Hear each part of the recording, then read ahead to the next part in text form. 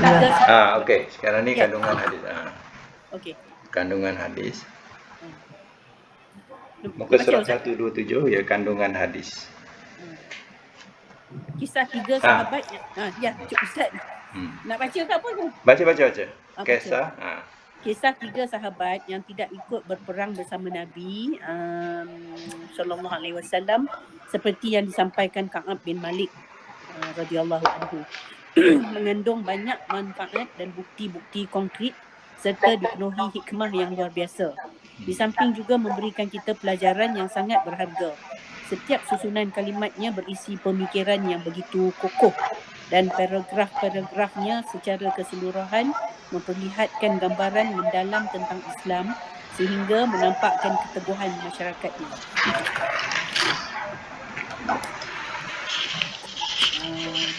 Lagi kerapian bangunannya serta kejernihan setiap unsur penegaknya. Di bawah naungan hadis ini terdapat kejelasan dan kemurnian Islam. Tidak lain untuk memahami berbagai beban dakwahnya dan terhadap bulan-bulan menegakkan amar ma'ruf nahi munkar serta pentingnya sikap selalu mendengar dan taat kepada pemimpin kaum muslimin. Ya, maknanya Ka'ab ni adalah orang yang tak pernah cuti perang. Tapi tak tahu ya hari peperangan ya perang Tabuk ni dia 3 orang ni pula tak pergi perang dan Nabi tak perasan. Nabi ingat dia pun pergi perang, tapi bila dalam peperangan entah macam mana ya tergerak Nabi tanyakan Ka'ab. Rupanya Ka'ab tak datang, tak pergi ya. Bila balik Ka'ab itu dah buat alasan. Dia cadangan dia, aku nak buat alasan lah biar Rasul percaya kat aku. Ya. Jadi orang-orang munafik pun ramai juga yang tak pergi perang. Bila Rasul balik, masing-masing ceritalah, ya Rasul aku tak dapat pergi ya Rasul. Ya rumah aku kosong, tak ada siapa nak tunggu. Macam-macam lah dia buat alasan ya. Sebab kata orang Negeri Sembilan, kalau kucing beranak pun jadi alasan juga. Ya. Macam itulah ibaratnya ya. Jadi si Ka'ab ni dia tak sanggup nak buat alasan-alasan menipu. Jadi dia terus terang yang dia hari tu tak ada mood. Tak ada mood nak pergi. Padahal dia dah bersedia nak pergi dan dia tak pernah cuti. Ya. Tapi hari tu tak tahu tak ada mood langsung. Jadi dia terus teranglah cakap dengan Rasul dan 3 orang ni pun memang dia tak menipu. Itu yang dia mendapat balasan. Ya, 50 hari tidak ditegur oleh kalangan para sahabat. Nabi pun tak tegur dia, bagi salam pun Nabi tak jawab salam. Ya. Itu yang dia rasakan bahawa rasa-rasa dunia ni dah sempit buat dia. Dah tak ada jalan. Keluar pun orang masam je kat dia. Ya. Tak nak beritahu macam kita. Ya, kalau orang benci pergi pasar, semua masam kat kita, paling kat kita, kan? Ya. Dulu semasa kita ada pangkat, wah, semua tabik. Bila dah tak ada pangkat, orang tak peduli. Tak pandang. Malas aku nak ke pasar lagi macam ni. Macam itulah rasa dia. Ibaratnya macam itulah. Ya. Jadi ibarat dunia tu dah sempit. Tapi itulah, hukuman tu makin lama makin berat. Daripada dia tak dipedulikan orang, lama-lama hukumannya pula dia tak boleh keluar rumah. Kemudian pula tak boleh mencampuri isteri selama sekian-sekian. Sampai 50 hari itu baru turun wahyu berita gembira dari Allah. Barulah Rasul pun senyum. Ya, ini semua pengajaran lah yang baik. Lagi? Mengenai kandungan hadis Ka'ab, saya telah menuliskannya secara khusus dalam kitab tersendiri dan di dalamnya terdapat lebih dari 200 faedah. Berikut adalah beberapa faedah penting dari hadis tersebut. 1. Dihalalkannya ghanimah atau harta rampasan perang bagi umat yang dirahmati ini. Padahal ia diharamkan bagi umat-umat sebelumnya. Itu kelebihan Nabi Muhammad. Ya. Umat Nabi dulu, dia tak boleh ambil harta rampasan perang. Tapi kepada Nabi Muhammad dihalalkan harta rampasan perang. Ya. Lagi? Pada peristiwa Perang Badar, berjihad belum menjadi kewajipan, iaitu hukumnya fardu ain bagi setiap individu Muslim. Tiga, tidak mengapa membicarakan nikmat Allah Subhanahu Wa Taala jika tidak dimaksudkan untuk berbangga-bangga, sombong dan riak. Dalam peperangan zaman Nabi, dia belum ada daftar daftar diri tak ada. Siapa yang pergi daftar-daftar tak ada. Zaman tak silap zaman Umar baru ada daftar diri. Siapa yang pergi perang daftar diri.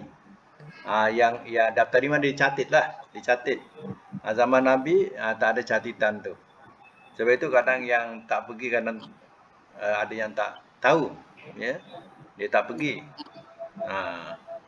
Yang satu lagi ni membicarakan nikmat Allah. Maksudnya apa?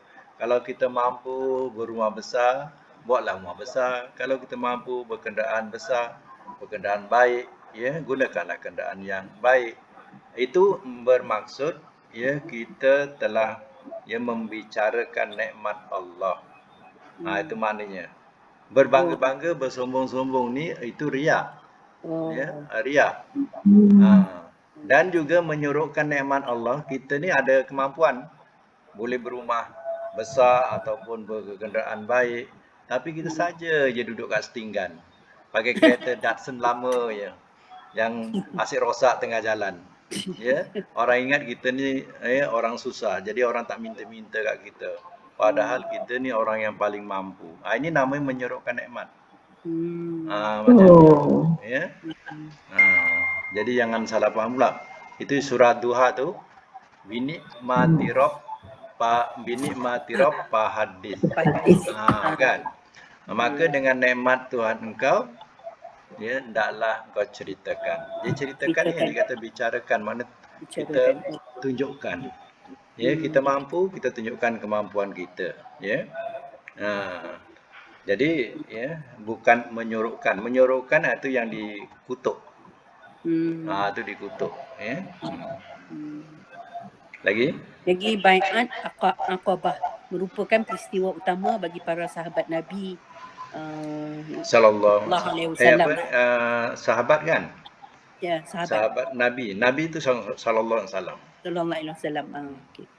Oleh sebab itu Ka'ab tidak menganggap keutamaannya berada di bawah peristiwa Perang Badar. Perang yang tadi dia tak menyertai itu Perang Tabuk. Perang Tabuk. Perang Tabuk jadi dia tak samakan dengan Perang Badar. Perang Tabuk ni memang menguji betul. Dengan keadaan jauh, panas, Lagi? Orang-orang yang ikut serta dalam baiat Aqabah dan Perang Badar memiliki keutamaan khusus. Bahkan mereka adalah generasi teladan pertama umat ini dan yang paling ideal untuk dicontoh. Maknanya ingat kat baiat ni maknanya janji setia Baiat janji setia maknanya ada sumpah tu, sumpah menyebut wallahi tallahi wabillahi macam tu. Untuk janji setia supaya untuk mentaati Allah dan Rasul. Contohnya dia tidak akan lari daripada peperangan. Semua tu baiat lah. Baiat, janji setia. Lagi?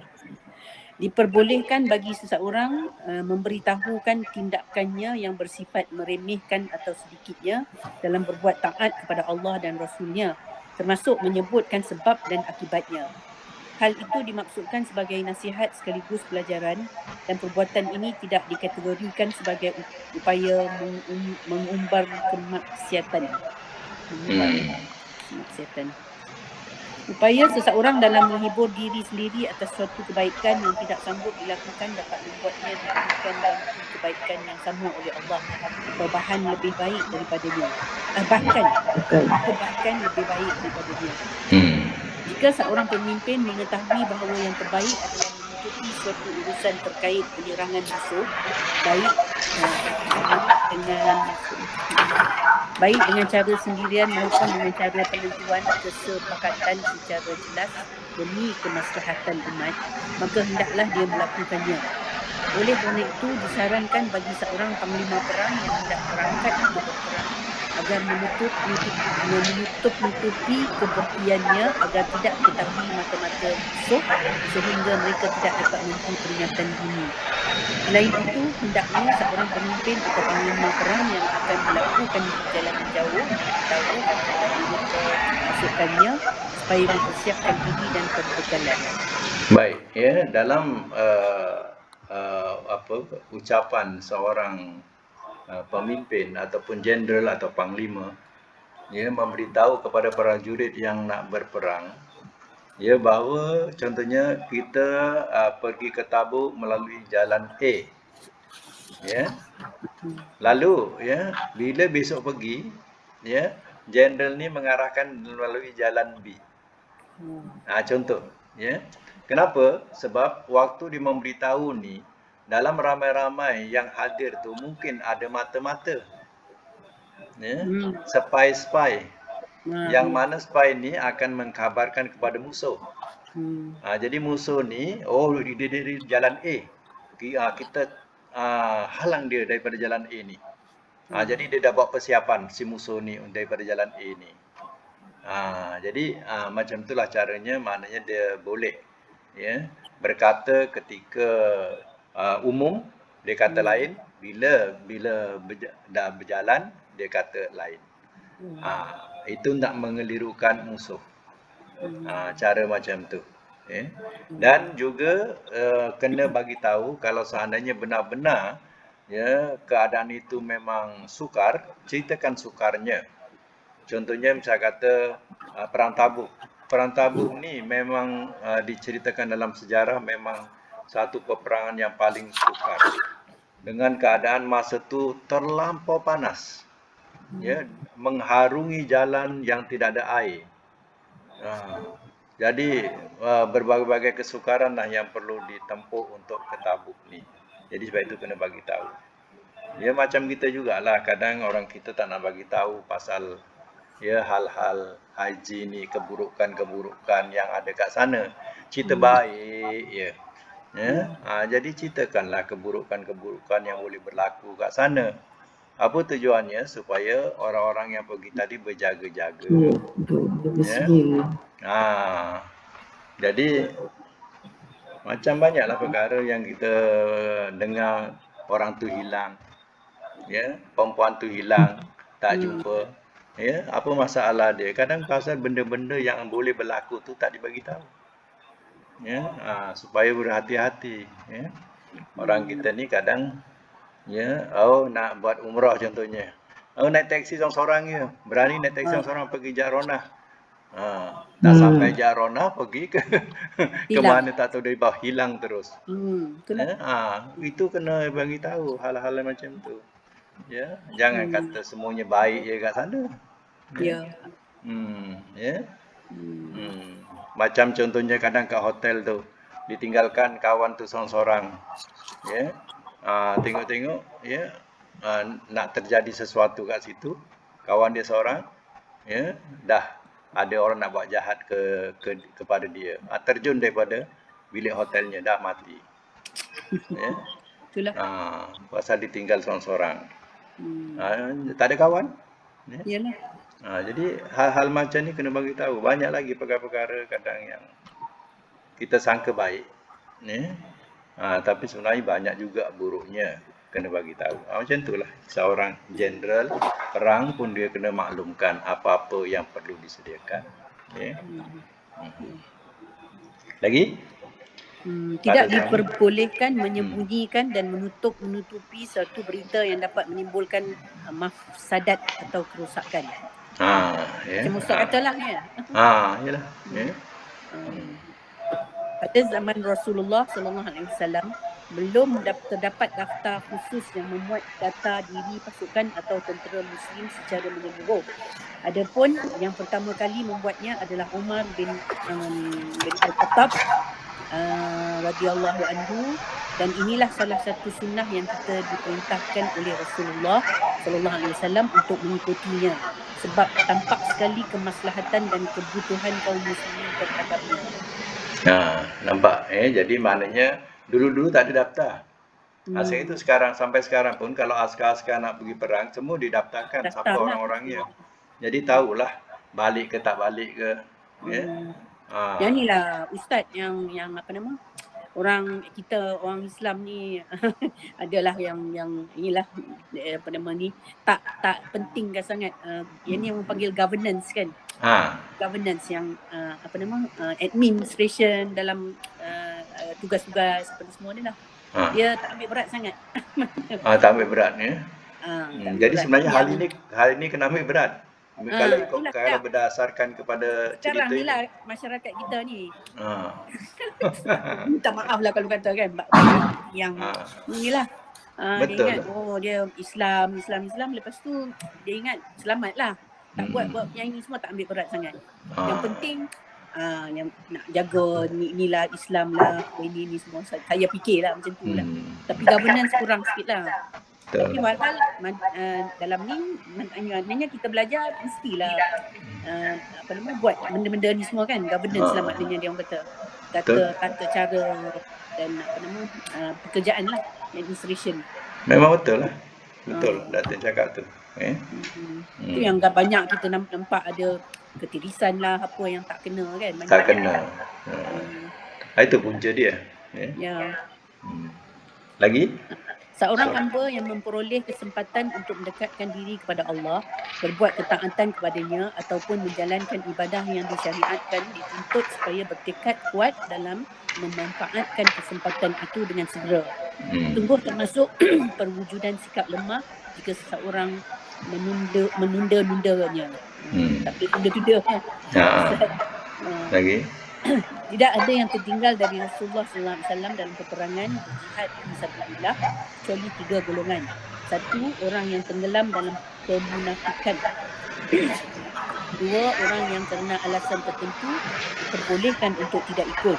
Dan 3, orang yang menggantikan posisi Rasulullah SAW untuk mengerjakan satu keperluan atau orang yang diminta oleh beliau untuk mengurusi Madinah. Satu lagi. Seorang pemimpin atau panutan umat tidak boleh mengabaikan anggotanya yang tidak ikut dalam suatu kegiatan syariat.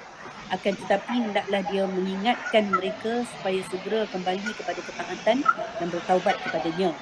Sebab Rasulullah SAW sempat bertanya ketika berada di Tabuk, apa yang dilakukan Ka'ab bin Malik.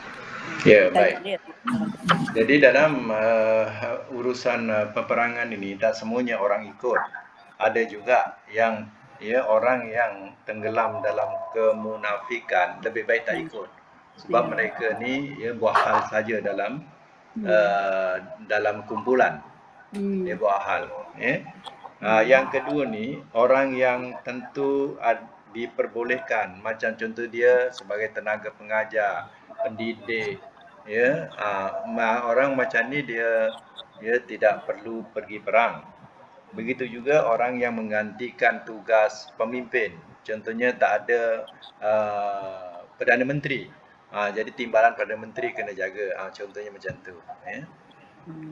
Jadi hal-hal yang diperbolehkan dia boleh dikecualikan. Seperti orang yang mendidik, mengajar, mengasuh. Sampai Nabi pernah izinkan orang muda tu dia pergi perang, dia kata kau ada mak bapak tak? Dia ada ya Rasulullah. Mak bapak dia dah tua. Lebih baik kau jaga mak bapak tu. Jadi tak kasih pergi perang. Suruh jaga mak ayah dia. Kalau dia tak ada, siapa yang nak menguruskan mak ayah dia? Macam tu. Jadi itu pun dikecualikan. Jadi sekadar itu dulu sampai muka surat 129. InsyaAllah akan datang kita sambung 130. Alhamdulillah hari ini dapat kita teruskan kuliah kita. Dan insyaAllah kita akan sambung lagi akan datang. Dan kita sulai dengan doa. Sadaqallahul azim. Wa sadaqa rasuluhul karim. Wa nahnu ala zalika minasyahidin wa syakirin. Allahumma arhamna bil Qur'an wa ja'alhu lana imama wa nura wa hudan wa rahmah. Allahumma zakirna minhu ma nasina wa alimna minhu ma jahilna warzuqna tilawatahu ana al-laili wa tarafan nahar wa ja'alhu lana hujatan ya rabbal alamin. Allahumma inna nas'aluka al-afiyata fid dunya wal akhirah Rabbana atina fid dunya hasanah wa fil akhirati hasanah wa qina adzabannar.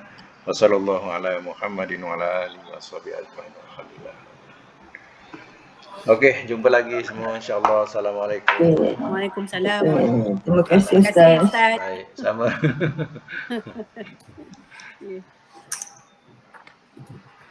Ingatkan nak tarik diri.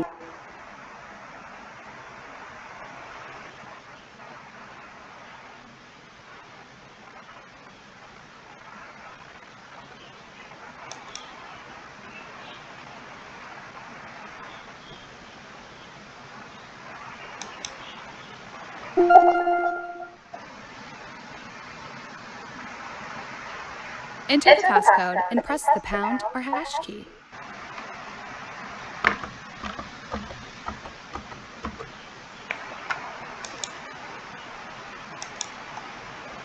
You are the only participant in the meeting.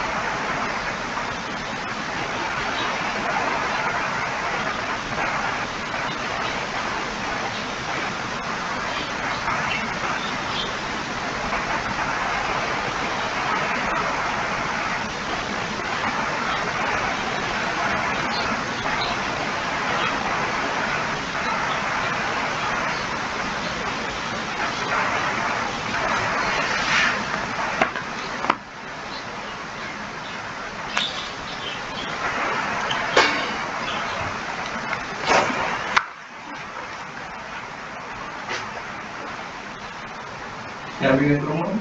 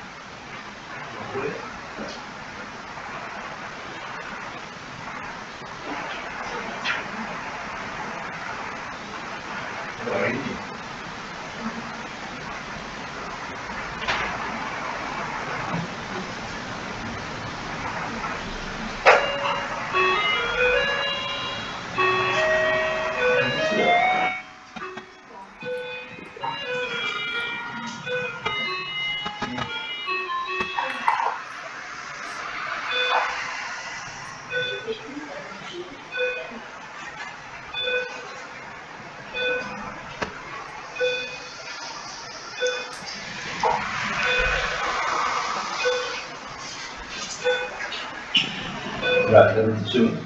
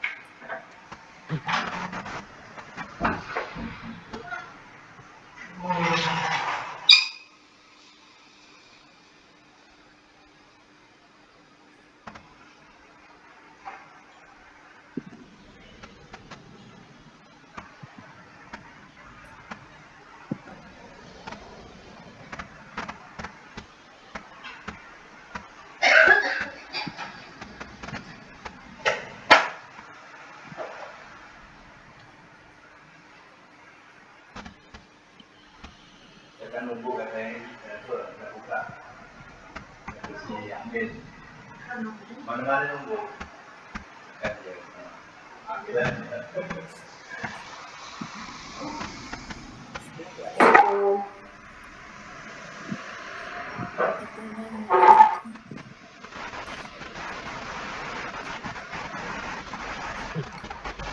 Assalamualaikum.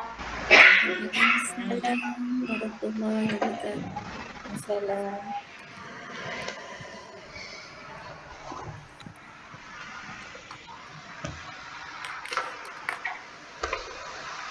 Abah.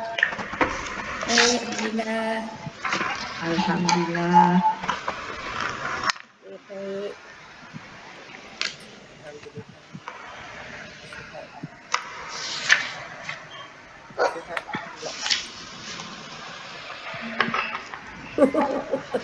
Ya aku.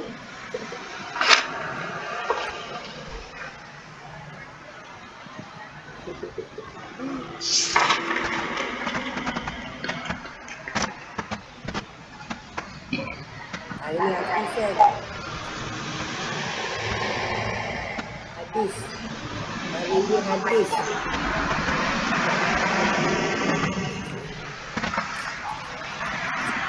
Tiga hadis pun bukan hadis ya?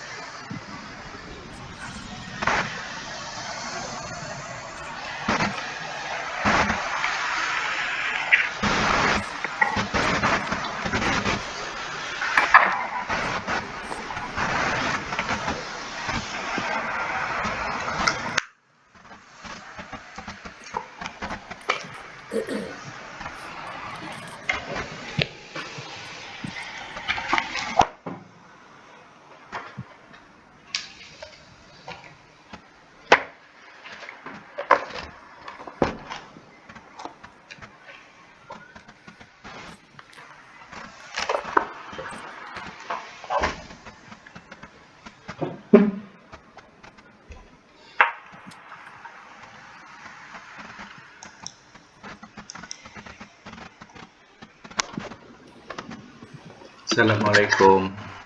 Waalaikumsalam. khabar semua? Alhamdulillah. Alhamdulillah. Nanti kalau tiba-tiba dia padam tu, Ustaz punya laptop ni lah ada hal, buat hal. Tapi tunggulah kejap. Ustaz hidupkan balik. Kalau dia okey lah. Ya. InsyaAllah. Jangan panik pula. Nak bagi tahu awal.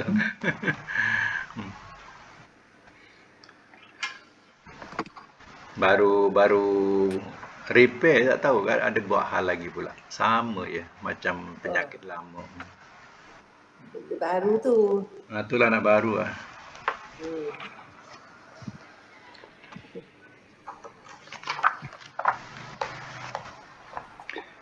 Kita buku apa? Hadis?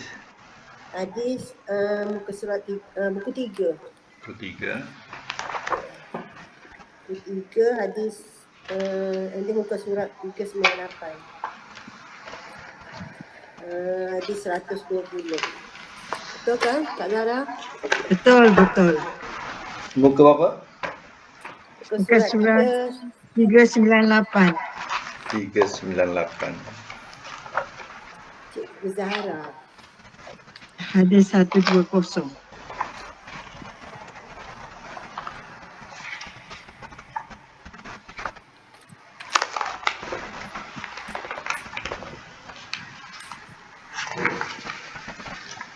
Nora tak Johor ke Nora?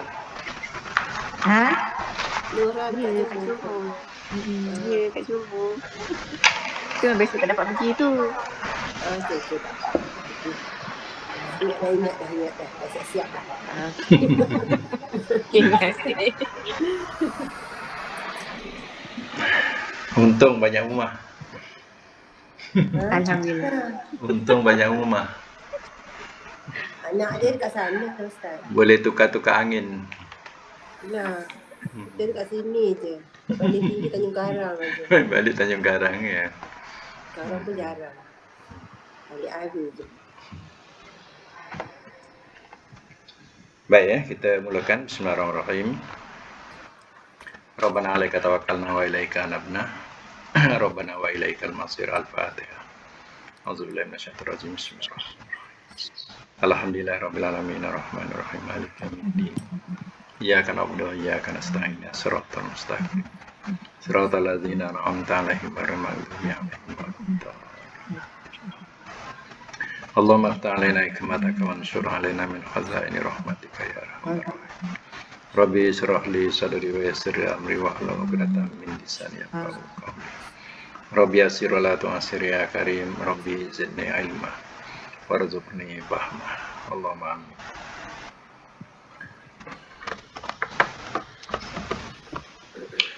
Baik, kita boleh mulakan.